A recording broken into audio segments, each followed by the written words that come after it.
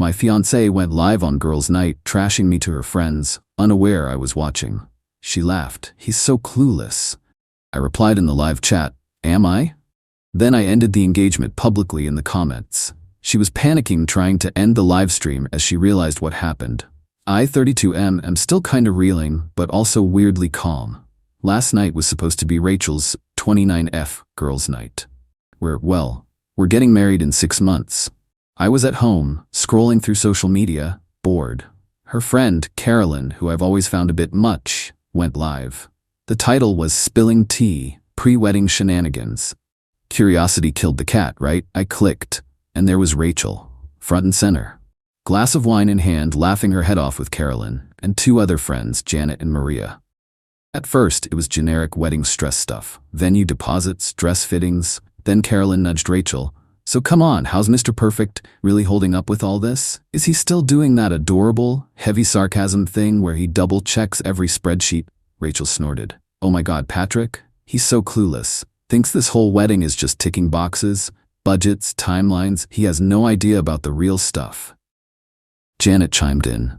Like how you're planning to re-educate him on home decor once you're married? Out with the bachelor pad beige. They all cackled. It got worse. Rachel, slurring slightly. Honestly, sometimes I think he's more in love with his job and his savings account than me. But it's fine, he's manageable. And he's got a good salary, so that'll fund the dream house, the dream vacations. Once I've trained him up a bit, obvious. He's whipped, girl. You've got him wrapped around your little finger. Rachel, preening. Pretty much. He's so predictable. So safe. He'd never suspect a thing. Thinks I'm just his sweet little angel. She then did this mock angelic face that made my stomach turn. She actually said, he's so clueless, and they all roared with laughter. My blood ran cold. This wasn't just wedding stress banter. This was contempt. Calculating. My chest felt tight.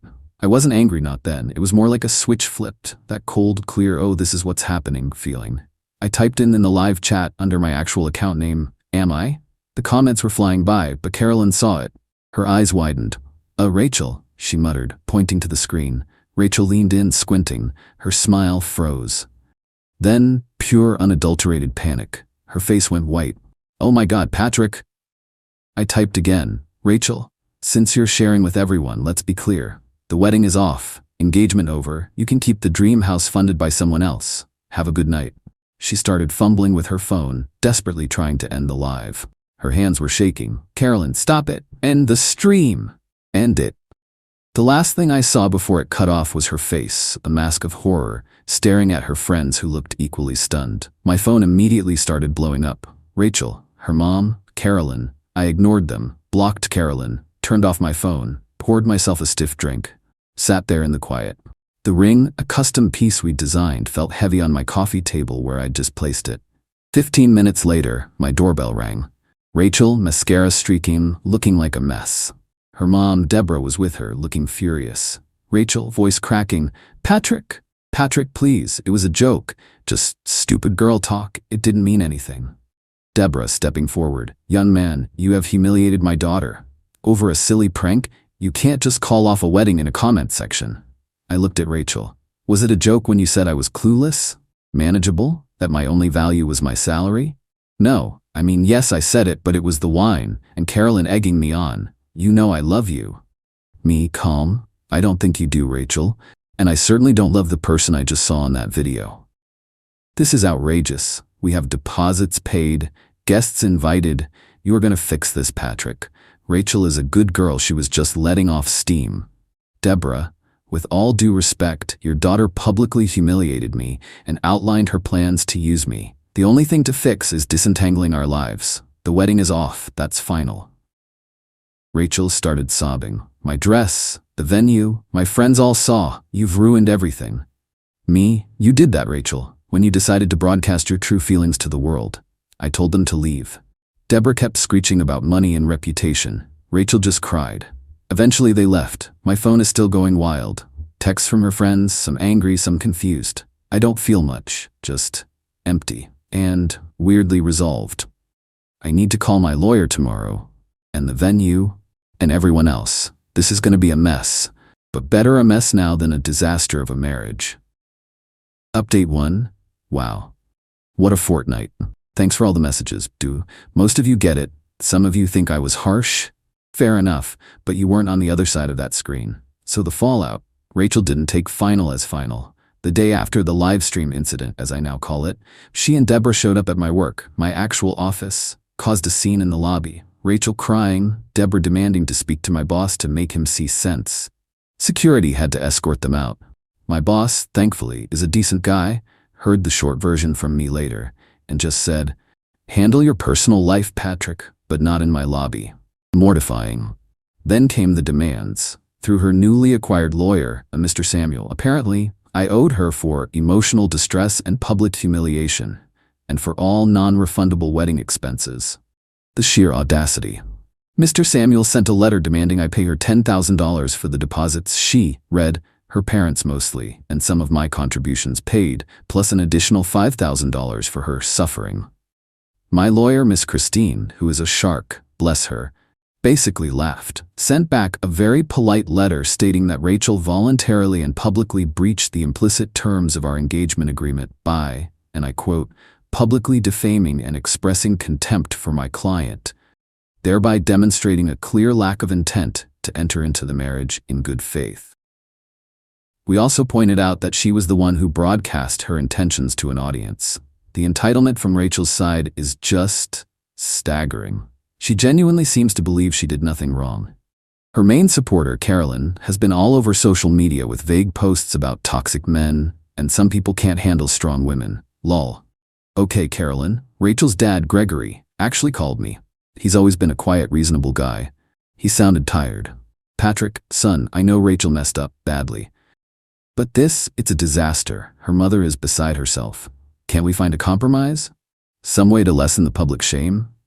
I told him respectfully, Gregory, she didn't just mess up, she revealed her entire game plan. There's no compromise on that. I'm out. He sighed, said he understood, but that Rachel was in a bad way. The bad way apparently involves her calling me nonstop from burner numbers. I blocked so many, leaving tearful, then angry, then pleading voicemails. How could you do this to me? Is a common theme. And the dirty tricks started. Small stuff, but telling. My Netflix password got changed. It was a shared account. I've since secured all mine. Then I got a notification for a bunch of expensive skincare charged to a department store card that I am the primary holder of, and she was an authorized user on. She'd never used it for more than a coffee before. I'd forgotten about that one in my initial sweep. Called the credit card company, reported the card stolen, technically unauthorized use now, and disputed the charges. They're investigating. It was over $800 in fancy creams and serums. Like, really? Your life is imploding and you go on a revenge beauty binge on my dime? Miss Christine is already compiling all this. The attempted charges, the harassment at work, the voicemails. She said it paints a picture of someone who is not acting in good faith, which will be helpful if they actually try to sue for those deposits. A couple of our mutual friends have reached out. Some are supportive of me. Others are trying the, she's really sorry, she's just young and dumb angle. Young, maybe. Dumb? Not in the way she meant it. Calculating is the word. The biggest headache is the venue. They're holding firm on the deposit, which was significant, about $8,000, half of which I paid directly. Rachel's parents paid the other half. Her lawyer is arguing I should forfeit my half and reimburse them for theirs because I unilaterally canceled. Miss Christine is arguing that Rachel's actions constituted a fundamental breach, making the contract impossible to fulfill under the original pretenses. It's a stalemate for now. It's draining, I'm not gonna lie. There are moments when I just feel this wave of sadness for the relationship I thought I had. But then I remember her face, laughing with her friends about how clueless I was, and the calm returns. This is damage control. Necessary. Update 2 months later. Alright, buckle up, it escalated. Because of course it did. So Mr. Samuel, Rachel's lawyer, must have realized the emotional distress angle wasn't flying, especially after Miss Christine sent him a compilation of Rachel's, let's call them enthusiastic voicemails and a log of the blocked numbers. Not to mention the security report from my office. Their new strategy? Pure, unadulterated financial warfare with a heavy dose of entitlement. First, the venue. They actually tried to sue me for the full venue cost, arguing I broke the contract. Miss Christine was ready. We countersued for my half of the deposit, citing Rachel's actions as the reason for cancellation. We also had the saved live stream footage, thank you screen recording, and the chat logs. When Mr. Samuel was made aware, we had irrefutable proof of Rachel's statements before I commented, including her explicitly stating her financial motivations. He suddenly became much more amenable to settling the venue issue. Funny how that works. In the end, we both lost our deposits. Annoying, but better than paying for the whole damn thing. Rachel's parents were apparently livid they didn't get their money back from me. Then Rachel and Deborah doubled down on the public humiliation and ruined reputation angle, but this time they got nasty. Someone, and I have my very strong suspicions it was Carolyn, goaded by Rachel, started spreading rumors. Really ugly stuff. They began messaging my female colleagues and friends of friends on social media with fabricated stories about me being controlling, emotionally abusive, even hinting at financial impropriety at my job. Just vile, baseless accusations designed to wreck my personal and professional life. My boss called me in again. This time, he was more concerned. He'd received an anonymous email, surprise, surprise, with some of these allegations. I was furious, but I kept my cool. I explained the situation, the live stream, the breakup, the harassment. I said, this is retaliation, it's baseless. He knows my work ethic, knows my character. He said HR would have to do a cursory confidential check due to the nature of the allegations, financial stuff, which is serious in my field. It was a stressful week, but thankfully it was all dismissed as unsubstantiated. The damage, though, to my peace of mind? Huge. This was the line, the absolute limit. Trashing me to her friends was one thing, trying to bleed me dry financially was another. But attempting to destroy my career and reputation with lies? Game on. All gloves off. Miss Christine was already working on a cease and desist for harassment. After the work rumors, we upgraded. We filed for a restraining order, citing the stalking behavior, workplace, burner phones, the financial harassment, attempted credit card fraud, and now defamation. We included sworn affidavits from colleagues who received the messages and the anonymous email to my boss. The hearing was something else. Rachel showed up looking like butter wouldn't melt, all teary-eyed and victim. Deborah was there, scowling. Carolyn was there too, smirking from the back until the judge told her to sit down and be quiet or be removed. Mr. Samuel tried to paint Rachel as the heartbroken, wronged woman. Miss Christine just played a few key snippets from the live stream. The clueless comment, the manageable comment, the his salary will fund the dream house comment. Then she presented the evidence of the workplace harassment, the attempted credit card fraud, the sheer volume of calls from blocked numbers. When Miss Christine brought up the anonymous emails and messages to my colleagues, Rachel actually whispered, "Carolyn, you weren't supposed to," loud enough for our side to hear. Mr. Samuel looked like he wanted the ground to swallow him. The judge was not impressed with Rachel at all. He lectured her about accountability and the seriousness of making false allegations. He granted the restraining order. Rachel has to stay 100 yards away from me, my home, and my workplace.